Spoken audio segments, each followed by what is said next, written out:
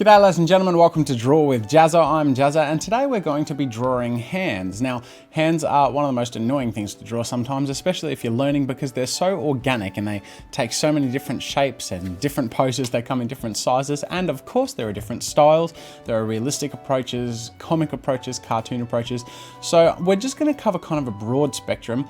I have done a tutorial on this before and I'll link to it on the screen, but it was several years ago and it's always kind of good to revisit the basics and the more essential lessons every now and then. So today we're going to go through a bit more about hands. So the first style we're going to go through with hands is going to be more of a realistic / comic style, just so we can kind of work on the proportions and things like that. Now, I always begin with the construction lines, and when drawing a hand, I always start with the wrist. And from there, we figure out what angle the hand is going to be coming out at. So for example, if I wanted the hand to come down in a clawing shape, I would draw the top of the hand from the wrist, and then I tend to block this out separately.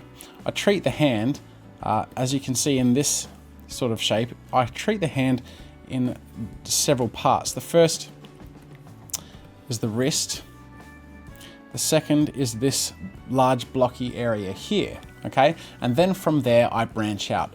Often first I do the thumb, especially if that's facing the camera, and I kind of start off with this fatty area here in the palm on that side, and then I work on from there and usually just kind of branch out the fingers depending on where they're facing. Now we're going to touch on a few other things to do with that. We've got the basics here of this broad area of the hand, and then I'm gonna try and claw out the fingers. So because I want the thumb over here, I'm not gonna draw the thumb first, I'm gonna draw the pinky first.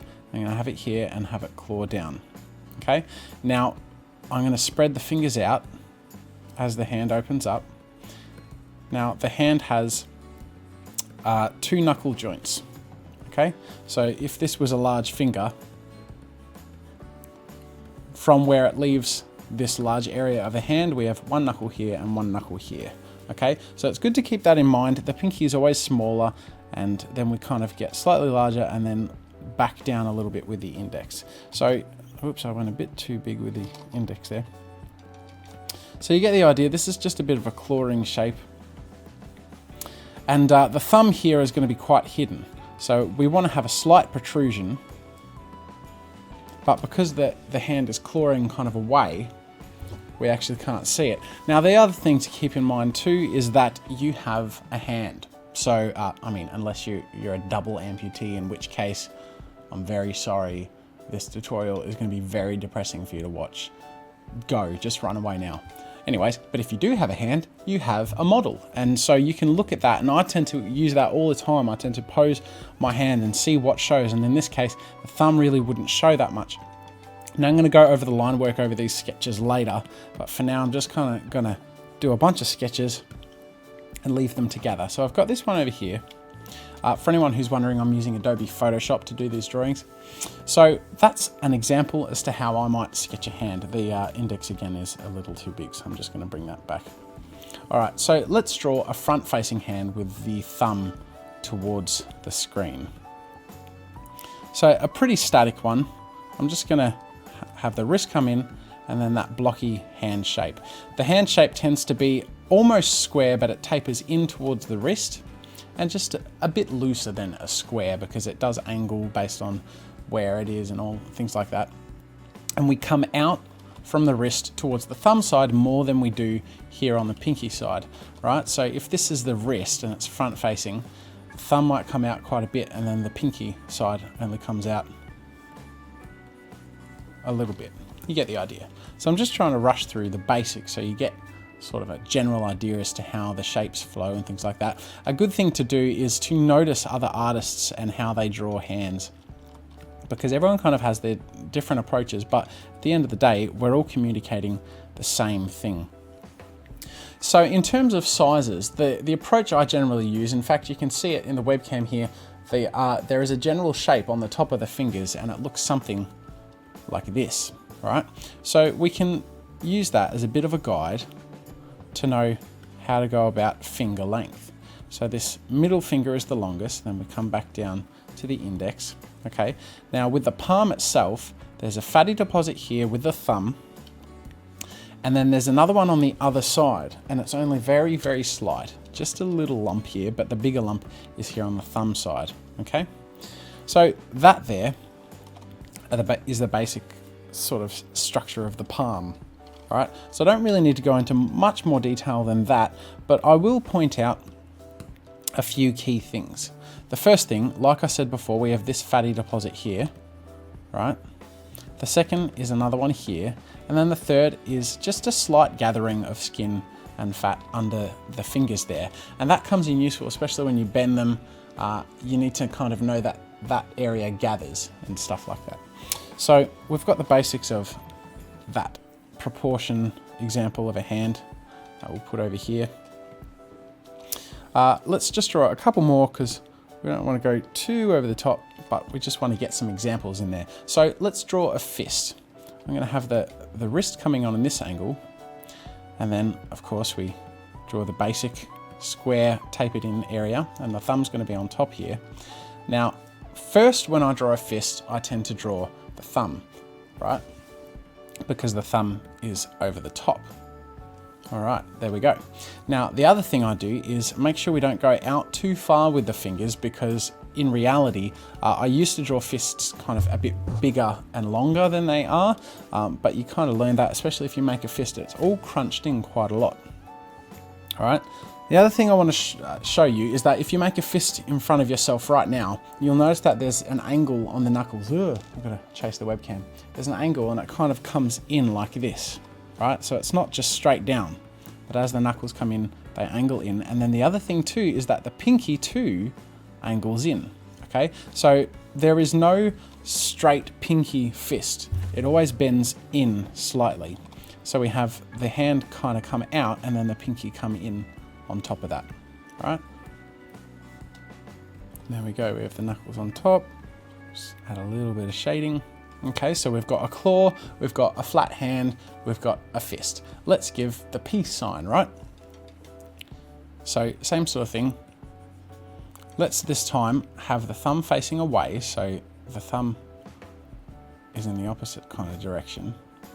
We add that fatty part. And this time, we want the first two fingers to be angled in, right? Now, as I said with the fist, the pinky comes in on an angle. Then the other one will follow after that. And then these two fingers slightly further back from this hand shape. We have the long one, which we could turn into a rude finger pose, but that would be rude, so we won't do that. We're going to add the other finger. Slightly shorter. And there we go. We've got the peace sign.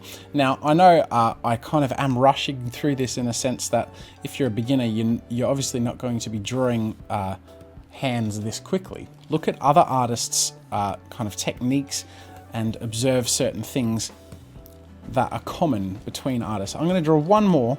Let's just do an elegant hand. Let's do more of a female hand, because at the moment we've got very masculine hands. So let's have a slender wrist. I'm going to have it on more of an angle, so I'm just going to turn this. And one thing to keep in mind is that a sign of femininity, that's a word for you, femininity. A sign of femininity in art and just in general is broken wrists. When drawing females, bent wrist is actually a very valuable thing to really communicate that femininity. Okay, the other thing too is you don't want to be too brutish with the knuckles, right?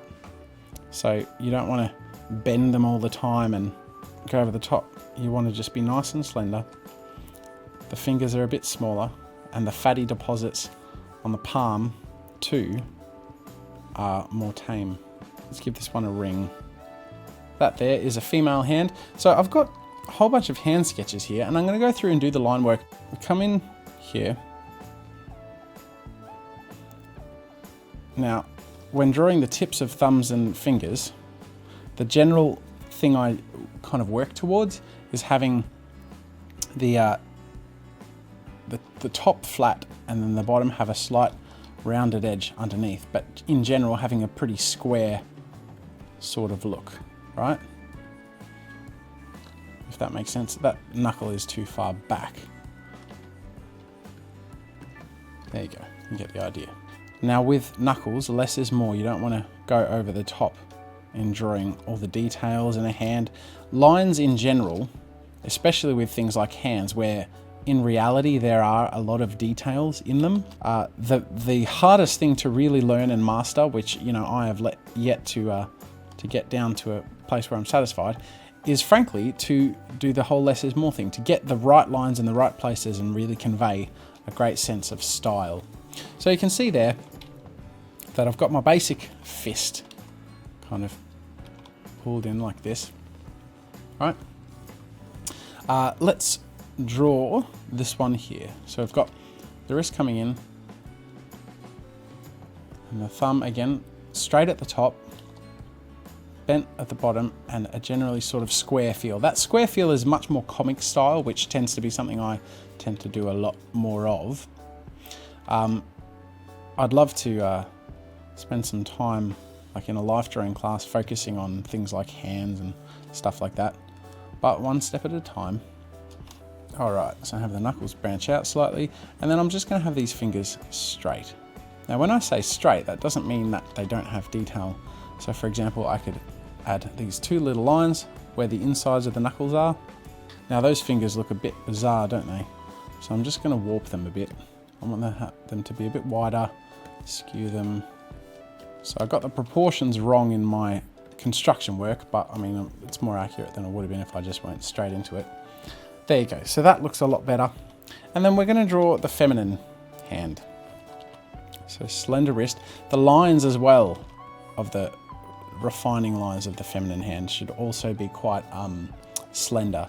Now with the fingers, I tend to find that the best way to do nails is just to kind of draw them as these little ovals like this. So then they're kind of, they already look manicured and complete. And then you can just work the fingers around those. Have the top flat again as well. Have it nice and slender. Slender man, woman, slender woman. Let's give her a ring. Nice diamond.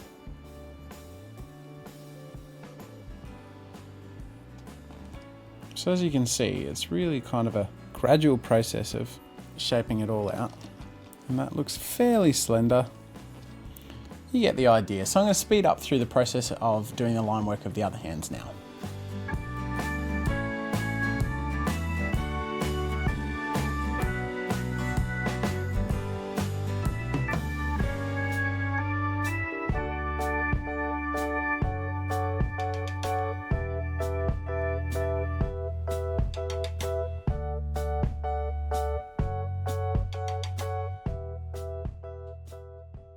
Now I'm just going to talk very briefly about how I draw some of the details of the hands in this style before I go to simplifying it and doing more of a comic style. And the first thing I want to talk about is the finger. So let's break it down.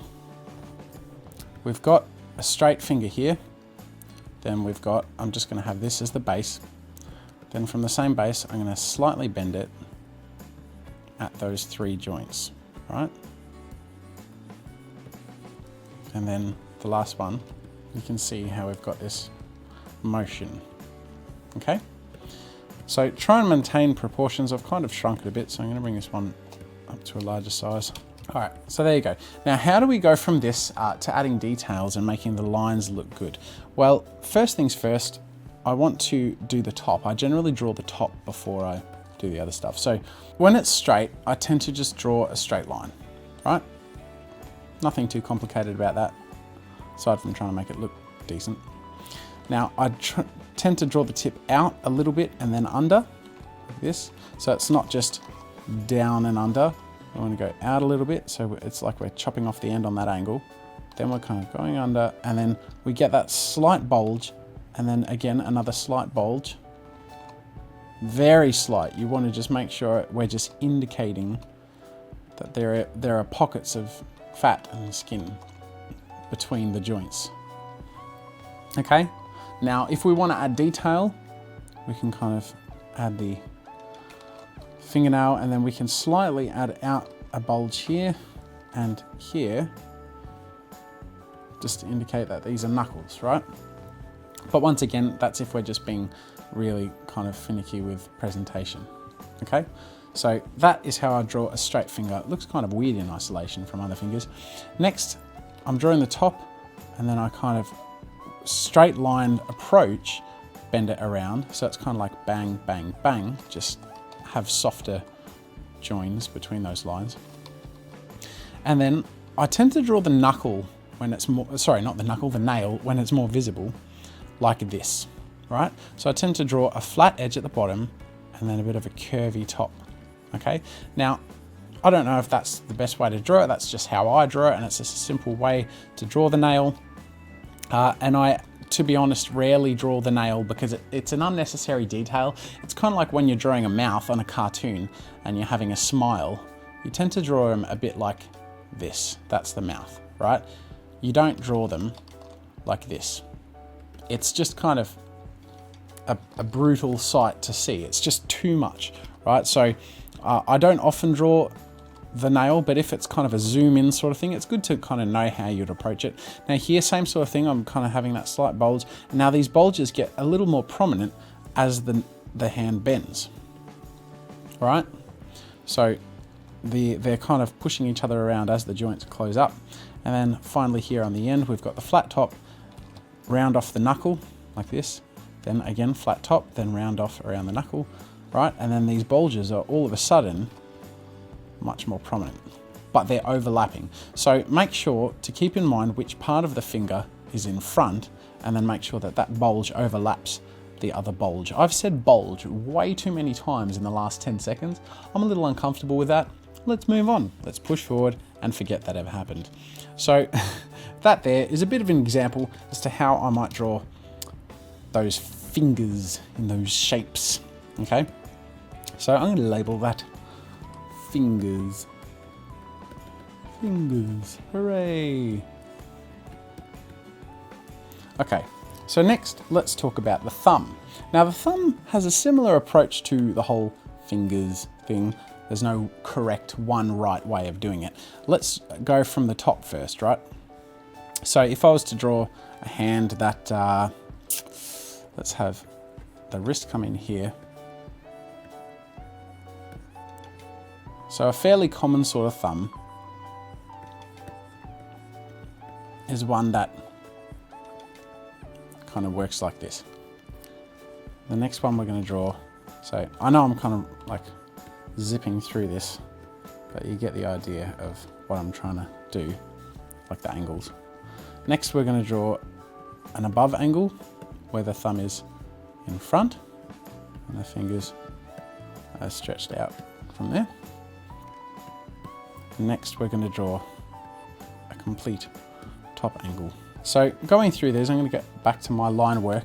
The finger has three knuckles. Sorry, not three knuckles, but three areas. We have this first area, second area, and the third area, right? The thumb has those two knuckles, but the first one is quite low in the hand, right? So the first one is like here, and then the second one is later on. This I've sketched the joint badly, okay? So we draw the first joint, but it's so connected to the base of the hand that you really don't accentuate it. This is where the magic happens, this knuckle here, and that fatty deposit under the thumb. Okay, so we've mainly got this area and then this stem, and then from there, where the big knuckle is, it's more connected to the fatty part, if that makes sense. Okay, so with this hand, where we're on a bit more of a side angle, and we see the nail, I do the same sort of thing for the thumbnail. The thumb in general is just a bit stumpier, right? So I really wouldn't do much more than that for the thumb on this side. You don't want it to be too fat, but you do want to make sure it's fairly controlled. So we have these three examples, three angles of the thumb and then three bends of a finger. Now let's talk about cartoonifying, and this is where it gets a bit more fun because we get to be a bit more relaxed about it. We get to play around with things a little more. So again, we start off with the wrist, but we over accentuate it. So the wrist is smaller and then the hand part is bigger, right? So from there, I tend to simplify it by removing a knuckle, essentially. So with the thumb, we just have one knuckle and then the fatty part. Then with the fingers, I just extend them. Now, let's have the talk about the 3 cartoon fingers, because this happens all the time and I do it all the time as well, right? Why do we do 3 cartoon fingers? The main reason is because when we cartoonify something, we kind of fatten it up a bit and the fingers are a bit bigger. And in doing that, it leaves less room on the hand. So if I were to add a 4th finger, it just kind of can be a bit cluttering, right? It can work. So in this example in particular, it works fine and I'll just leave it there for now. But let's say I was going to go even more cartoony, right? A thin wrist, a big, thick hand area. And let's go big fat area for the thumb and these short, stumpy fingers. That just looks a lot more friendly and cartoony as opposed to if I try and fit a 4th. Do you understand? It's just a bit ridiculous. Whereas that just kind of works and it feels normal. And it's also a pretty standard thing these days, so it's not something you really need to worry about people noticing. I do it all the time, other animators and then professional movies and all this stuff. It's just out there. So you don't need to worry about adding the 4th finger if your character's quite cartoony. So as you can see, it's much more bubbly. You really don't need to have as refined an approach. You just want to make the shape work well. You want to have the overlapping to be fairly decent. Let's make it a gloved hand because that's a pretty stock standard Disney-esque thing to do. Right, so we're starting to get the idea as to how to do these cartoon hands. Another thing that I tend to do sometimes is if I have a kind of proportion in the body where, let's say this is the shoulder, and we bring it out like that to the hand, we can have the proportions where the hand is quite large and then the arm gets large to meet the hand, right? So how would I draw something like that? Well, I'm going to bring this over here. Basically, the wrist flows into the hand and we don't have much of a protrusion like we do here. So in these examples, the thumb and then the side of the hand pop out a bit. In this example, it kind of merges with them, right? Now, one pose that we actually haven't done is a fist from behind. That's what she said. Oh, let's not say that. Right, so in this picture, we're gonna do that. And I'm going to draw a more regular cartoony hand next to it, just to compare them, and then also show you how I would draw a fist from behind. Stop it. Grow up. All right, so in the example on the left, it's kind of like the equivalent of cankles. They're like cartoon cankles, but it's like the arm into the hand. So, and that doesn't have a snap to it, does it? All right. So when I draw a fist from behind, I draw that larger area first, and then I draw the knuckles kind of going out. And I always make the first one, this is just my personal approach, first one stand out more, and I make the thumb either flick out like that or go in like that, okay? And you really don't need much more, and I tend to add a bit of an emphasis on the knuckles, right? So I'll show you when we get to the line work how that ends up looking. Right, so we get the basic idea, and let's just draw one more. Let's just draw a feminine hand. All right, so let's end the wrist there, and we're going feminine, but it's cartoony. So we're just going to go really over the top here, thin and feminine. So I'm going to really bring the wrist in a lot more because it's not dainty enough. Just to over accentuate the skinniness of this hand. It might belong to a model of some kind or some sort of snobby, wealthy woman. There we go. Add some jewellery, that always helps. Okay, so we've got a whole bunch of cartoon hands here, and I'm going to go into the line work.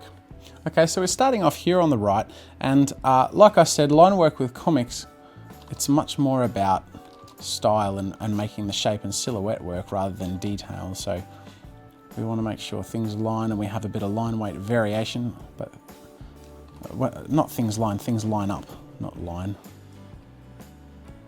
Okay, so this is sort of a mid-example between comic and very cutesy cartoony, where we have the fourth finger, and the proportions are almost the same as the comic version, but it's just a little more about the shape and the bubbliness of it. In general, it's kind of all there though, isn't it? Just not over the top with the detail. Whereas this one, for example, is going to be much more about the big bubbly shapes. Right, so when we talked about the fingers, we had the top flat shape and then the rounded under shape, right? So even in this example of the cartoony thing, I do the same thing. I do have the flat top shape, the round under shape, really round things out like that. Alrighty, and you can over accentuate it. You can make the fingers and palm fatter and then the wrist even thinner just to go for that really cartoony feel. But in general, you get the idea. So in drawing a fist from behind, what I tend to do, even when I'm drawing the comic style, is draw the knuckles in a kind of wavy line like that. And then just have those ends of the fingers, the starts of the fingers, kind of disappear like that. And it's quite a simple way of doing it without needing much detail and getting the point across. All right? Whereas this is our Kenkel's version of the hand, and it's basically the same thing, but it's just more about the proportions being slightly different as the wrist goes into the hand, right? And they're both quite viable for different styles, right? So like I said, you can simplify beyond this even more, but we're not going to be going into that. We're just going to stick with the basics for now. Okay, so we have this feminine wrist coming forward, and have the fingers really taper off the end like this. I'm not going to draw nails because it's just too much detail. I did for the thumb, but I'm going to erase that just so we can have that be communicated without the extra detail, right? So we can have them look like feminine nailed hands without drawing nails, simply by having the shape have a slight tip at the end. And then you can see quite clearly that this is a female hand, right? And we can add those nails if we wanted that detail, but when you're drawing cartoons, we tend to want to keep things fairly simple. So they are our cartoony hands. I hope that was a bit helpful. So we have our first example here where we've gone into a little bit of the structure of the hand, and then from there we built these hands, first with the construction lines and then adding the line work, talking about the shapes, the way things flow, for example here with the knuckles, how they come in like that, the way the joins work, the way the angles work. Then we have these examples where we talked about the bending of the finger and then the angles of the thumb, and then finally we talked about simplifying things for a cartoon. So I hope this tutorial has been useful. We might in future do more tutorials on hands, this sort of thing, but maybe more stylistic things. So like big brutish ogre hands and how to get real style and character into hands. But for now, I just wanted to cover the basics again and just go over the same sort of thing. I did the last tutorial on hands several years ago, and it's just worth doing it again. And I'll be doing more videos on other things I've covered as well that are essential, things like anatomy, but I'll just be doing that in the future. Anyways, thank you for joining me, ladies and gentlemen. I hope you found this tutorial useful, and until next time, I will see you later. Thanks for watching. Make sure to subscribe if you enjoy my videos. You can download the reference files from this tutorial by clicking the link in the description. And remember to share any art, animation, or game you make on Newgrounds.com. Until next time, see you later.